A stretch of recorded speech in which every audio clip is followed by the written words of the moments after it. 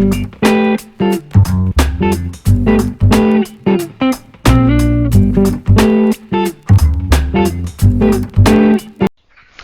everyone, thank you for joining me today in our garden.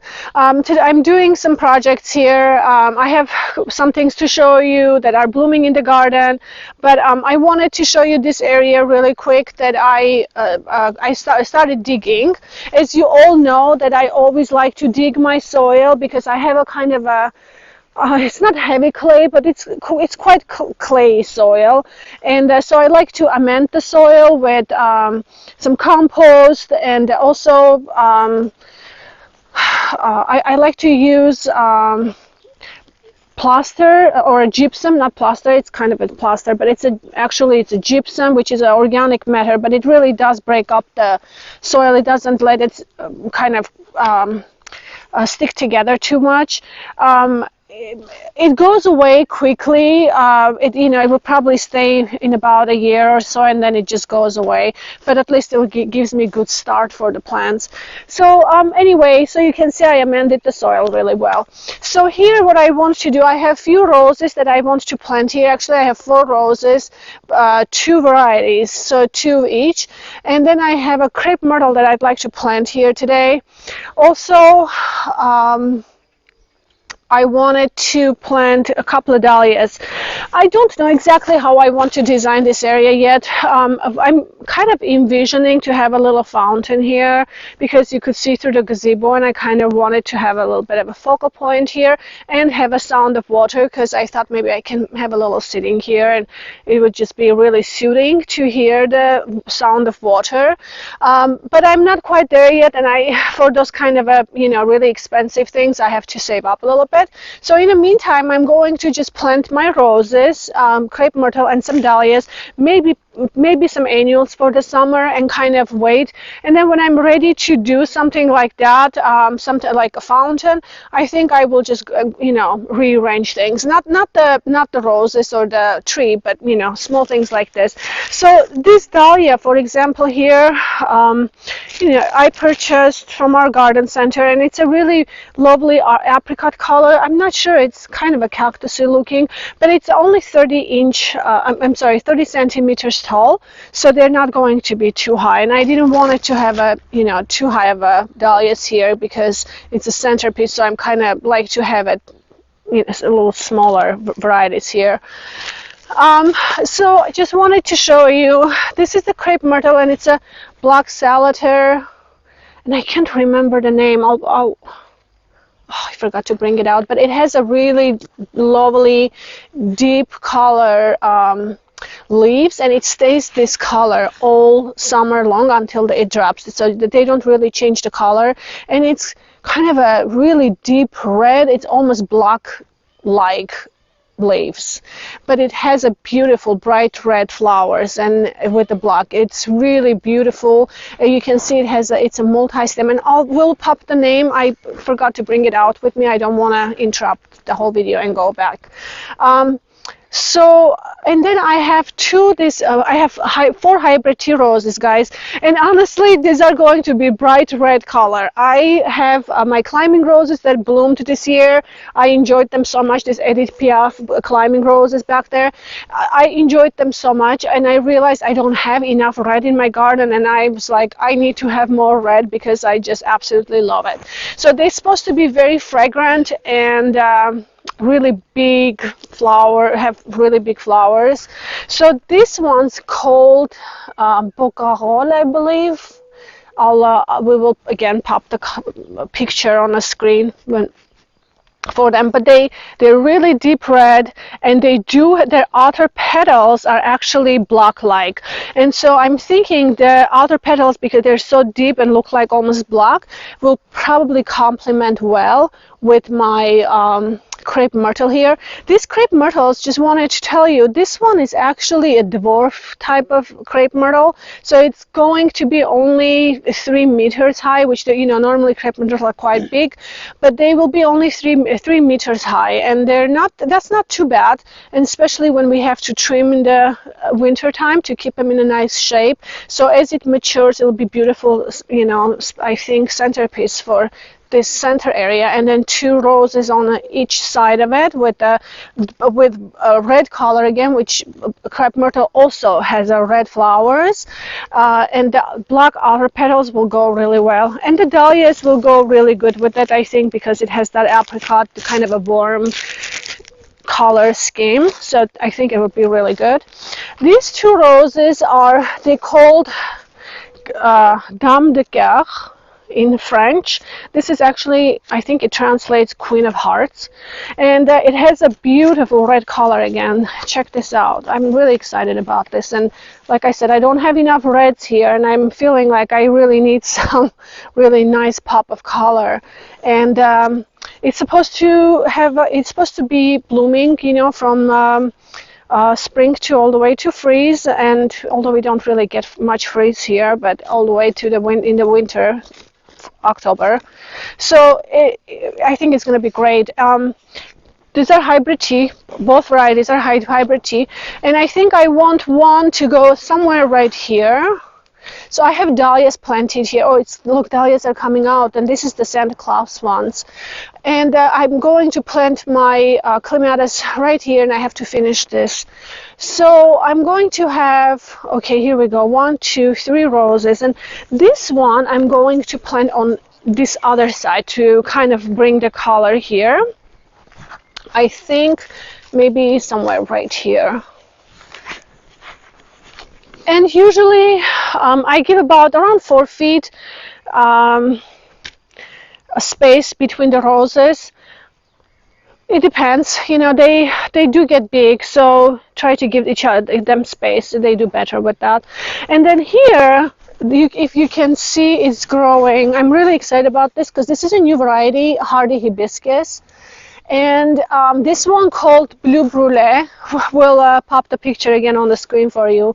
It's a Blue Brulee, and I'm really excited to see how they do. So this is the first hibiscus that is crossed from the Rose of Sharon blue to the pink hardy hibiscuses. So I think we'll see how it actually does, but it will have a large, big flowers.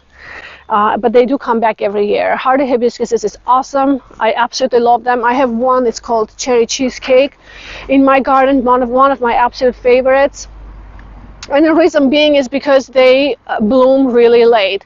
So in August, when you don't have a lot going on, of course dahlias always, you know, keep going. But in August, when everything is kind of, you know, tired from the summer heat and everything, hibiscuses do excellent. They come up, they bloom, have a large flowers. You know, I love them. They're really great to have in the garden. And then I have a few things that before I start with this planting everything, I wanted to show you a couple of things in the garden that is blooming right now that I really enjoy.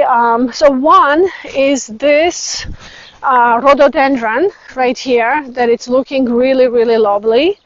Look at this. I love this color. I absolutely am in love with this rhododendron. I think it's so pretty. But it does have a little bit of a yellow eye right there. I don't know if you guys can see it, yellow or light brown. But it is really beautiful. It's doing pretty good, although it did, you know, suffer a little bit from the dryness since I wasn't here last year, but it's still doing really good.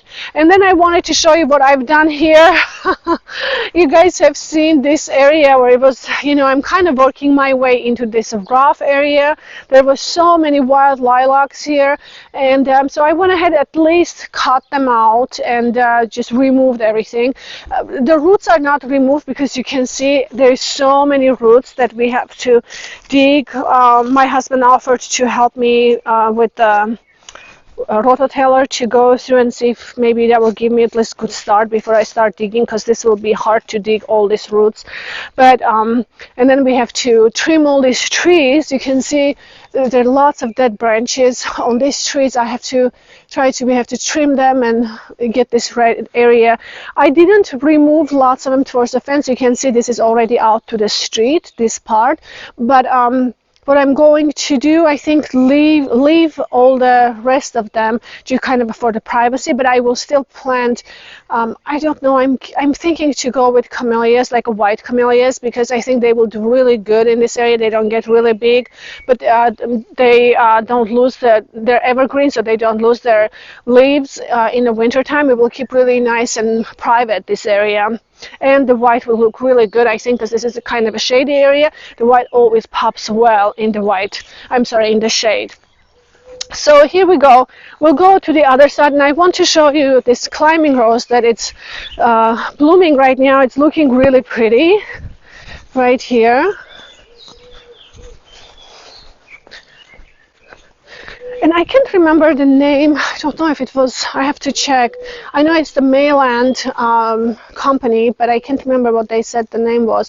But it is really pretty. It has that beautiful, see, it starts with the pink, as you can see on a bud, and then it starts opening soft pink. But I love, like right here at this stage, when it's not quite open yet, and it has a nice dark pink. I mean, it's darker pink. It's kind of a pastel, but you can still see it really well, because as it opens and ages, it actually does become white. You can see right here, like for this one, for example.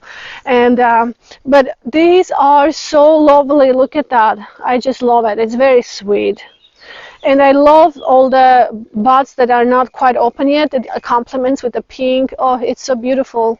And it's doing really good this year. I'm really happy. This is its third season, I think. And you know, my garden is not very old, so everything you see here, it's been about past 4 years that I've been working here. So lots of the things here are just really still developing and maturing. So and then, oh, one more rose I wanted to show you that it's opening. It's really pretty rose, and actually there is a rhododendron right here that I wanted to show you. This one is really beautiful color as well. Look at this. I'm really excited.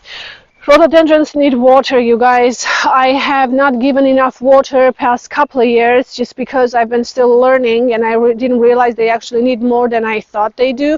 This year when I arrived here before it started blooming, and I started giving them, you know, a good amount of water, they started blooming and doing really well. So and I have another bud here, but it is just really pretty. You can see the color. I love it. It just really pops here. This color is gorgeous. Delphiniums are doing really good. There is some good delphiniums right there. They are starting to bloom. I love it. Look at this. And I had a question from one of our viewers if delphiniums do well in a shady area. They actually do. Although this area, it is shady area, it's not a dark shade. It's actually quite light here. So you can see there is quite an amount of sun that comes from the side of or through the trees, that it's kind of filtered. And I think that's what they really like. And so morning sun, afternoon shade, does really well for them as well. So, but yeah, they're doing really good. And my bowl of beauty, I think, what they call bowl of beauty peonies, are doing really good. You know, they were very tiny when I planted them, not last season, but season before. I was actually surprised that they bloomed this year. They will get bigger and more beautiful when they mature, but they are already looking. And I think this row right here with the peonies will be really beautiful as they kind of start opening and maturing. And then I have this beautiful rose. I think it's called the Prince of Monaco, and I love this one. It's looking very pretty right now, opening, blooming. So I wanted to show you this absolutely gorgeous rose here that looks so beautiful. Look at that. It's not so pretty. It does get, so it starts white in the centers like that. Look, this one, for example, is not quite open yet. So you can see there's more white in the center, and then as it matures, it gets more dark raspberry. Look at that. It's so pretty. I just love, and then it smells really well. It has a good aroma to it. So that's kind of all what's going on right now that are new in the garden. And then my Bartelo Peony, of course, is still blooming which I think it's worthwhile to go take a look at it, because it really is such a centerpiece. This is a peony that I absolutely love. They're kind of finished blooming, so you can't see that well, but this guy's called Dutel, and I really like them. I had one in Colorado, and every time they bloom, it's so pretty, because when they, they're finished already, you can see, but all this center part is a lot darker normally when they are new. Just really beautiful. I love this peony. Again, it's called Dutel, that one. But Bartelo, oh, and it's surprising because, I mean, look, this is a shady area. You would think that shady area, peonies, they really like full sun, but they are doing really good. Look at this beauty. Oh, I absolutely love Bartelo, you guys. If you have way to plant Bartelo, do it. They literally take zero maintenance, and they're absolutely stunning. Look at this color. Oh, it's so bright and beautiful, and I think it just looks even better in the shade because it's so bright. I absolutely love them here. It's beautiful. Okay, so I think that's kind of all that's going on. We'll just go back and start my project here. Roses are doing good. Oh, and I wanted to show you something that I do for my roses in the springtime. You guys have seen my fall maintenance for the roses, how I apply compost and stuff to them, and some chicken manure. And you can use any kind of manure. I happen to have chicken manure because it's very inexpensive here to buy chicken manure. It's already dried and ready to go like that. It's very inexpensive, so they're perfect for me. But you have any aged manure, for example, even horse manure or sheep manure, you can still use them. Just make sure that they are aged and dried so they don't burn your flowers, okay? So what I do in the spring, as you guys all know, I arrived kind of late for all the spring pruning and stuff, but I'm still catching up, but I think it's still worthwhile doing it, because honestly, although it's a little late to do the maintenance for the roses, they will still benefit through the summer and keep getting all those nutrients and feeding that they need, because they keep producing flowers, and honestly they need a lot of boost to keep producing these beautiful flowers. So I have a compost here. You guys know that I make my own compost. So this one, this is from my last year batch that I brought up here, because I'm going to use them for planting the roses as well. But I want to show you really quick how I do my spring maintenance on the roses, which I started doing. I did not finish this one because I wanted to show you today, since we are talking roses. So you can see, for example, this rose right here. You can see that when you plant roses, you have to make sure, this is what I learned in Europe, not in the US, but in Europe, and which I think it makes total sense. So this grafted area, I don't know if you can see this bulb, kind of a bulb looking part of it. This is the grafted part of the rose. So whatever this particular, like this one is boreal, I believe. So this one is been grafted on the roots of different roses to come up with this particular one. And it is important to, when you plant the roses, which I will show you when I plant my new ones, it is very important to plant the rose below, to make sure this grafted section is under the ground. Okay, so when you plant, make sure that's buried in the ground. And the reason being is when it gets in contact with the soil, it does start producing more branches, and that's what you want. And I'll show you my other ones, perfect example, and how they started branching out. And sometimes it's really hard, because no matter how deep we try to plant our roses, because we water all the time, it is only natural for the soil to really settle.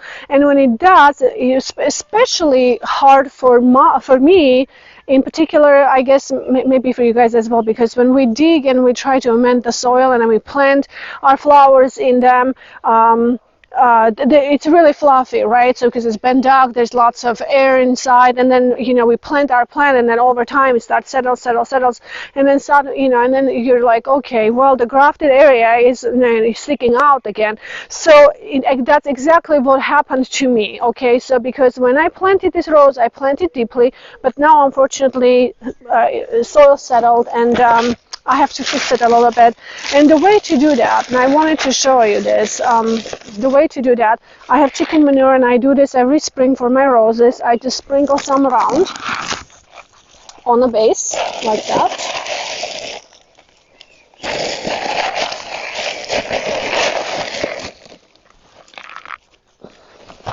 And then I take my little tool, and I can start bringing this towards the roots, towards that kind of mounding that dirt around the grafted area, like that, you see.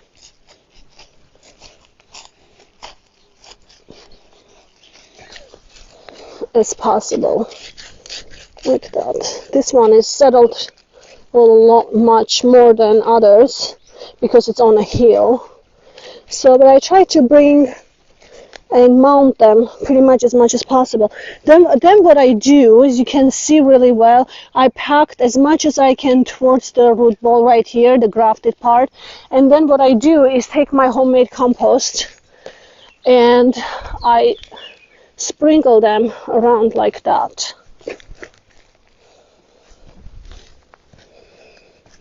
And I fill that entire bowl, empty bowl right there, with my compost, because this will give it really good feed through the summer for it to push out, nice, big, beautiful flowers.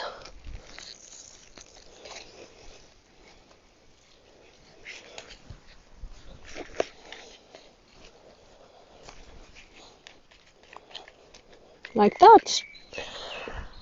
And then, I just really deep water our plants, and doing really good. So one other thing that I wanted to share with you, this is about the roses. This video might get a little long, but black spots. I wanted to talk about black spots on the roses. Roses do have black spots sometimes, like for example this one. Actually, first, before we go to that, let's go this way and I'll show you about the compost. So this rose right here is a really great example, guys. Here, look at this. I wanted to show you how this rose, this is an Edith Piaf rose, and the root ball, I try to keep it covered with the dirt like that. And you can see these shoots that are coming out and branching out from that root ball, from that grafted area. So if you, for example, don't keep that underground or in the soil, you will not have this nice, strong, new shoots come out. And obviously, you have all these young shoots coming out. They will have more blooms. Your rose will be healthier, and it will really bush up and branch out. And that's what we want to happen. And this is exactly what's happening here, which I'm really happy. So let's go back to the black spots just really quick. I wanted to show you something because I noticed this when I'm working with the roses all the time. I just wanted to share this with you. This one is probably a good example, or this one is maybe a good example right here. Don't worry when you get black spots. And a lot of times I hear growers talk about roses and black spots, and they say it's a disease. You have to burn all the leaves or remove them right away, etc. Honestly, for me, I noticed that roses do get that when they're dry. That means, and this is a very interesting part that it may help some of you. When the roses get dry, that means that the process has already started, a while back, and we just haven't noticed because they stay really nice and green, and we don't realize that they're not getting sufficient water. And then the process starts, okay? Then we realize, oh, maybe they're showing signs of dryness, and we start watering them. By that time, they're already into their stage where they're very unhappy and they're already developing the spot. So it is really difficult to turn that process back. The only way you can do that is just keep giving them proper water, deep water, for a good period of time, and then you will see what happens. For example, right here, this is a good example. Do you see? So when I arrived here, my garden was incredibly dry, although everything looked so good, but I immediately knew that the process for the roses, dry process had already started, and so at that point I started soaking them, right? So you can see this is, there was nothing I could do because I already knew this was going to happen. Okay, this one's, and I don't really remove them. I mean, they usually will, what they will do is fall off. They will not stay. They will yellow out even probably more. They will fall off, and then I will just come and clean it out. But here you can see already, just because they're getting sufficient water, it's already starting to, this is the healthy area right here since I started watering. And this one is the same way. You can see right here, it's already starting to come around. I have new good shoots. So I don't really remove them. I don't find them they are disease or anything. I know some people think that. Maybe I'm wrong. I don't know. But my experience has shown me that if I keep watering them, they will correct themselves, and the process starts way before we even realize that it's starting, and then it takes time for them to kind of reverse that. So just wanted to share this experience with you. I don't know, you can take that information and do whatever you choose with it, but I've realized that this is what's happening with my roses, and last year I had the same issue with my hybrid tea formal garden, because we got lots of rain and I thought they got lots of water. I didn't water them because I didn't want to give them too much, and then realized that I actually made a big mistake. So I had to give them lots of water throughout the summer to bring them back to normal. This year I didn't make the same mistake. You can come this way and I can show you. This year we had lots of water. We had several days on a row water, and what I did, I kept watering them. I kept giving them water, and I didn't have the same issue as I had last year. So you can see they're really healthy. I have lots of blooms. I didn't water them yesterday. I will do it today after this video, but it's looking really good and I didn't have problems. They're actually blooming and really happy. So anyway, this is some of the things that I experience as I work with plants, and because honestly the best way to learn is just working with them and learning how to take care of these issues that as they come. Also, now I'm just going to go ahead and plant this area really quick because this video is getting quite long, and so I hope you guys are not bored. These boards that you see I have around, I actually use them all the time.